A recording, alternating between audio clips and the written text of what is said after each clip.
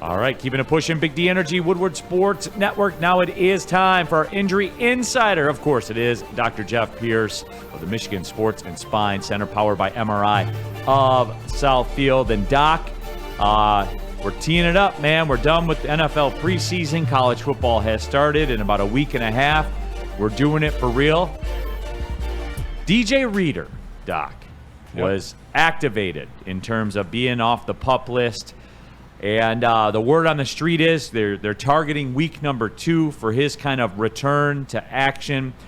The quad tendon tear in a man the size of DJ Reader. Tell us what that is, the quad tendon tear. What is it? I mean, the quad is the muscle in front. So we show, the hamstrings in back, the quads are in front. It's not just one big muscle, right? It breaks down to multiple muscles, multiple ligaments. So when you talk about a tear, that's pretty important depending on which side he had it on. So there's like 3 muscles that really make it up. Not using me as a specimen, but we can. But show those quads, we'll Doc. get Darren because hockey players are major quad guys. Yeah. So we can pull Darren up maybe next time if we can't get a good physical specimen. But basically, it's that powerful muscle. It's the same thing with the hamstring. We talk about the quad being a 3-to-2 ratio. And a lot of guys create that because we want to talk about muscle balance. So the quad's 3 times the size versus twice the size in the hamstring. So that's a good muscle balance. With him, what is it? It's a powerful muscle, right? So you need it to take off. You need your first step. You need it to defend, to push people off. So it's a very important muscle to begin with. So to say where it is, we know anatomically it's from the hip to the knee in the front. The ligament and muscle, when you talk about muscle belly tear, it's a pretty significant tear. It's hard to tear. Usually, again, there can be some other stuff that caused it, but we'll just keep it straight up. If it's torn off the bone area where the ligament is, then we're more concerned with his recovery. And he's taken some time. So they're talking week 2. That's about 2.5 weeks out. That means he's got to be going full tilt on the practice field right now. Well, Doc, just to give you like kind of his medical history, because I think it's intriguing and I think it's relevant to the story. Okay. And in 2020, he tore his left quad tendon in Game 5. Returned for the start of next season. 2022 had a knee injury, missed 6 games. December 16th, 2023, that's when he tore the right quad tendon, requiring surgery, which is, they said it's about a 9-month recovery. So the beginning of the season was kind of always up in the air. Does that add to the concern, when you have a history of it, left quad, knee, right quad? I mean, it's concerning. You always do that. Like, I'm like, is this concerning? And I think you're going to dismiss it. But for the first time ever, you were like, this is concerning. This is concerning. I mean, you got to look, anatomically, we all grow up a certain way. We all don't look the same, right? So sometimes if he's got a quad tear, there could be something anatomical. So, like, I've seen a lot of athletes, professional, non-professional. There's a different group of how long that tendon is versus the muscle. Usually you see that anatomically a little bit differently when there's a longer tendon because that creates more of a weakness. So that means like when you see guys that can just rip their muscles, their VMOs, their whole quad muscle, you can see guys that have about 2 centimeters to up to 2 inches from their kneecap. So this is probably above everybody and I'm losing people, but basically the muscle and the tendon has to have good balance. So we'd have to look at him anatomically, right? So he may be overdeveloping the muscle. It can't handle the tendon. If he's having surgery, a lot of times we let these quad tears just kind of heal on its own.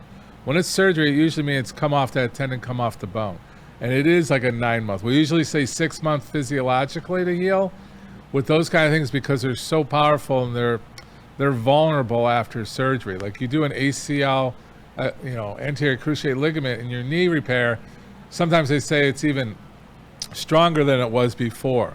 With the quad, you're dependent on different things. It's concerning. To answer your question in a simple way, it's concerning. He's got to change the way he's rehabbing and where he's recovering and things like that.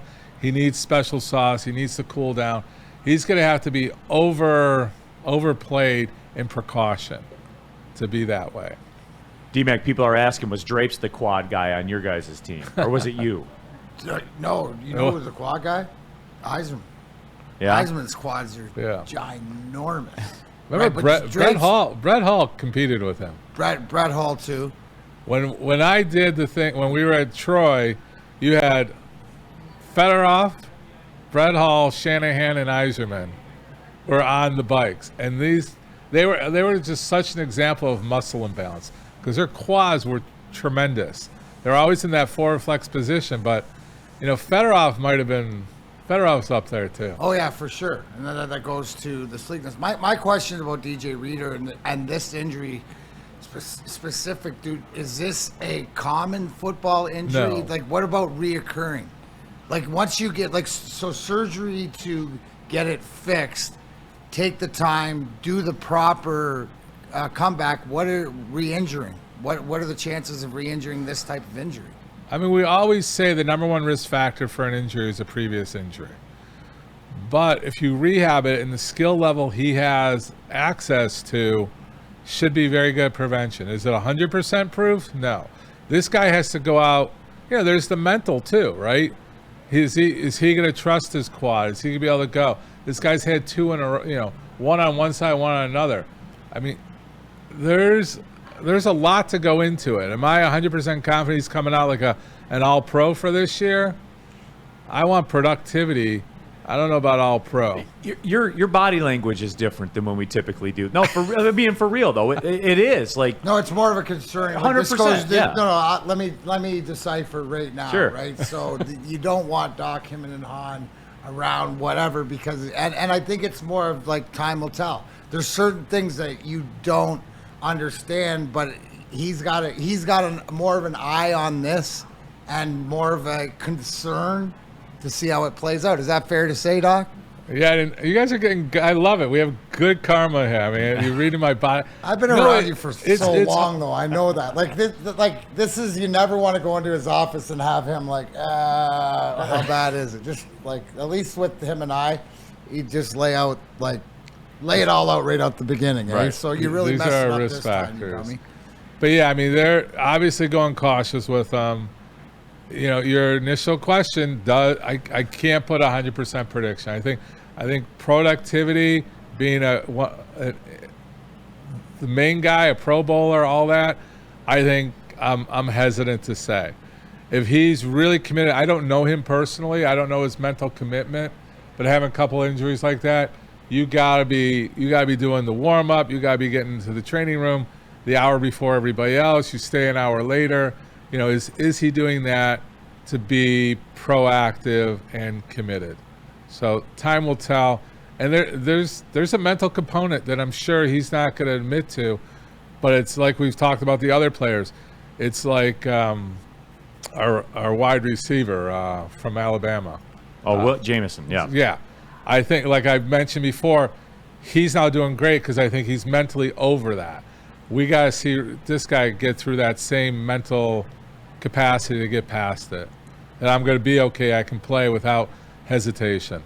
No, and it is. And like through it all too, and somebody brought it up in the chat. They said, why do you think we got him, at such a discount? Which is accurate. They're only obligated $7.5 million on him. That's it. That's Poor it. guy. So that's all that's guaranteed of the deal. But you look at his standing though and how he's valued. That is especially that position. I mean, that's a big time, high earning position. Oh yeah. That he plays. So it is kind of telling when you start putting the numbers to it. It is a little bit more of a flyer, I think, than we would even like to admit. And Spenny, I know that hurts you. It hurts your feelings because nobody in the world was more excited at the DJ Reader news than you. So no. So I knew that, but yeah, Doc. I just wanted to get your breakdown of it because it sounds so bad, man. I mean, it just does. It just does. What are those signs? What should we be looking for with him when he does play? His balanced step. I mean, if you start looking how he's running, is he favoring? Is he exploding? How's he coming into a situation? Is he coming in hesitant? Is he coming in full blast? Is he, the takeoffs, the way he takes off, the way he moves, the way he changes direction. Forward and backwards, they can get that. It's that change of direction. I mean, you're covering. I mean, you got to be able to, change on the fly. And if he's hesitant, that single millisecond of movement is if that guy's open or not, type of thing. So no doubt, especially the side to side and the double teams and all that stuff as well. Well, Doc, appreciate you stopping by for sure, my friend. We're running up against the end of the show, but we'll see you again next week. You're available Thursday as well, Ermanni and Edwards. Absolutely. All right, there he is, Dr. Jeff Pierce, everybody, Michigan Sports and Spine Center. He is our injury insider, and he'll be back on Thursday with Ermanni and Edwards, as always, powered by MRI of Southfield. Attention sports fans, don't miss out on expert sports injury insight with Dr. Jeff Pierce of Michigan Sports and Spine. Join Dr. Pierce every Tuesday during Big D Energy and Thursdays during Ermanni and Edwards, where he offers top-notch injury advice. Trust the guy that I trust. Dr. Jeff Pierce is here to keep you in the game and performing at your best. For more information, visit MichiganSportsandSpine.com or call 248-426-9944.